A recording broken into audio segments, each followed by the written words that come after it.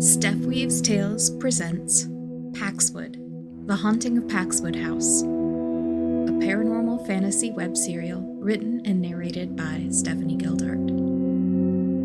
Episode 33, The Glass Cat, the Guardian, and the Gate. Mix Cardoso had 2 doctors' lab coats ready as a visual distraction to enhance a minor obfuscation spell so we could slip into the hospital after visiting hours with minimal questions. I didn't ask them why they were prepared to sneak into the hospital, and they didn't volunteer the information. Mix Cardoso navigated the hallways smoothly, purpose in their steps. I hazarded a silent guess that they might have done this before. My heart threatened to beat straight out of my chest every time we passed any of the hospital staff going about their late-night routines.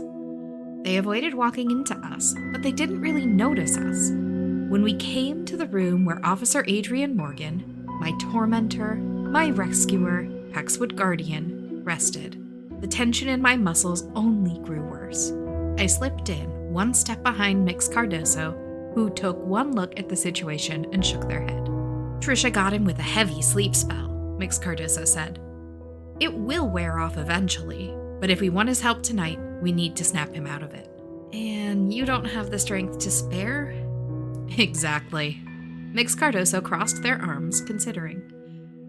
At least not to dispel it from the outside. Not if I also want to be ready to undo anything Trisha might do at Paxwood House tonight.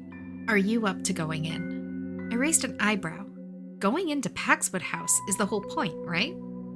That's where Shar has to be. That's where we have to go to rescue her. No, I mean into Adrien's dreamscape, Mix Cardoso said. You're not serious. Dreams aren't my specialty, but it shouldn't be too hard to get your consciousness inside his dream with a little escape rope of magic we can use to wake him up, Mix Cardoso said. If he's been doing almost nothing but sleeping since Tuesday, he'll have more strength than I do to push through the magic. Hopefully he only needs a little nudge to realize the urgency of the situation. I can't go into Adrien Morgan's dreams, I objected. It's wrong and invasive. Not to mention gross. You suggested he'd be a great help against anything Anholtz may have waiting for us, Mix Cardoso said. I could be the one who goes into the dream, but you'd have to hold the magic escape rope at this end, and I don't know how passing it off to you would go when you have no magic training. Mix Cardoso said training, not potential. It registered, but not enough to matter at that moment. I really have to go into his head? Well, not into his head exactly, Mix Cardoso said. Slumberland exists outside of any human, even though we go there from inside our deepest unconscious thoughts. Is it really the right time to split hairs? 3 possibilities. Option 1, you go in. We've got the highest likelihood of success. Option 2, I go in. I might get lost, and Rowen ends up with no support. Option 3, we go support Rowen, just the 2 of us. Fine, how do we do this? Mix Cardoso sat me down in a visitor chair next to Adrien. They took out a ball of string and wrapped it around my wrist and Adrien's in a figure 8, binding us together one loop after the next. As Mix Cardoso did this, they spoke those soft magic words. The string grew warm, but not uncomfortable against my wrist. Mix Cardoso finished the string off with a shoelace bow that would be easy to pull loose when all of this was done and over. Then they crouched down so they were more even with my seated eyeline. Is it all right with you if I leave Arcee with you? On your lap, on your shoulder, in a pocket, she'll settle down anywhere. It will just help strengthen the magic if my familiar is involved. But if it will keep you from getting comfortably asleep, I'll find another way to make it work. I felt a little instinctive prickle just thinking about a mouse resting somewhere on my body while I slept. This almost primordial human fear of pests. Arcee wasn't a pest, but my instincts didn't know that. By any chance, do you have that glass cat? Could that work too? I asked. No offense to Arcee. I actually do, and it could work if the soul of the cat agrees, Alex said. We don't have a lot of time to spare here.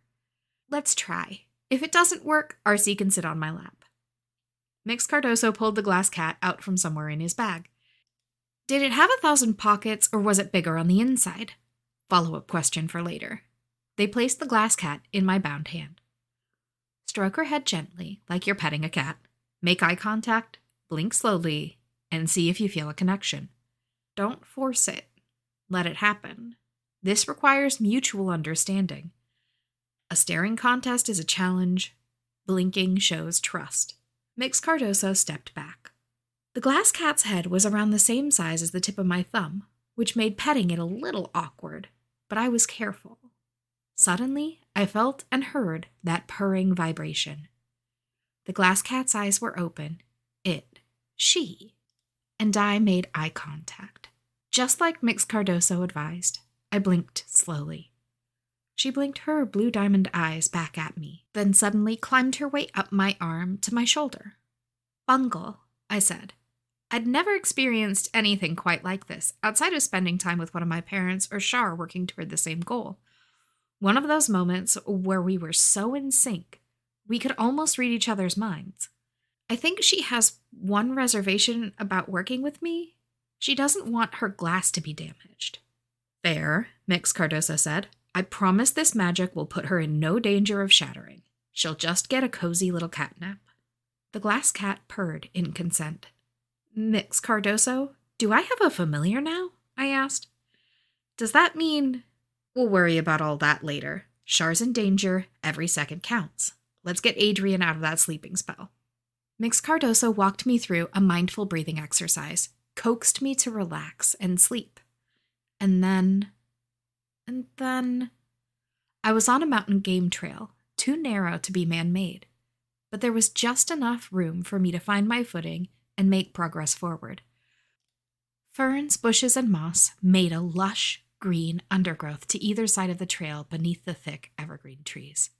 Bungle emerged onto the trail, but now she was the size of a normal house cat, no longer miniature. If the way we perceived ourselves in Slumberland reflected our self-image, clearly Bungle saw herself as a true cat. And she was leading me ahead, down the path, confident in every step, her voluminous glass tail held high. She even cast a glance over her shoulder. Coming? Whether she spoke out loud or I heard her in my heart, the same way that I heard her worry about getting shattered, her voice was crystal clear. Bungle led me to a fork, then off to the left-hand side, where birch trees intermingled with the evergreens, not unlike the area where I'd taken Shar on the night of the new moon. Ahead of us loomed a wrought iron gate that was attached to nothing, just like the Sanctuary Gate story from the Lore Compendium website. Adrien stood in front of it, back to me, staring the gate down like it meant life and death. He looked different in Slumberland, too, his hair pulled back in a long, neat ponytail like it had been back when he first started hassling me as a high school student. He'd cut it short for his job. I hadn't thought about what that meant to him. Thought as little about him as I could, if I could help it. Is it actually real? I asked. The gate surprised me too much. I had to ask. The sanctuary gate that appears under the light of a new moon in the birch trees? He turned toward me, startled, but he didn't speak. He assessed Bungle and me for a long, silent moment. Then he turned back toward the gate. My uncle told me to keep an eye out for it on new moon nights. One of the many little magical tricks that endanger the people of Paxwood, he said honestly. I wouldn't imagine you with whatever that construct is, so you must be real.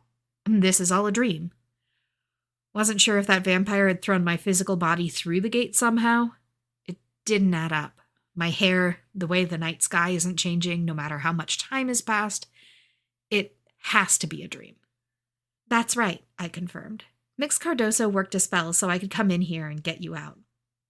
It's my fault you're here after all. This whole time, every time you ever crossed my path, you've been trying to keep me safe. You're not great at people skills, but you have probably saved my life more than I know.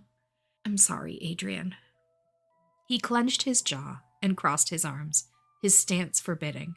If you were really sorry, you'd stop sticking your head in any of this and stay in the daylight world. Might do that, honestly, I replied. I've gotten too many people hurt in the last week, but before I decide one way or another, I want to make things right. My friend Shar's in danger, in Paxwood House being sacrificed to a demon, and you need me to help save her, Adrien guessed. His hands dropped to his side, his posture relaxing. You wouldn't give me an ultimatum and leave me here if I don't help her, would you? I shook my head and held out a hand. You saved me. I help you either way. Even if I'm probably still going to hate you when all this is over. I wouldn't have it any other way.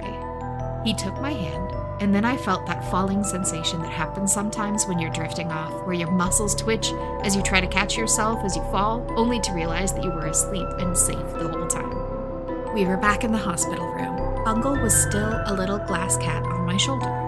Adrien pulled his hand, and my hand bound to it toward him, and he yanked the string loose with no consideration for my comfort.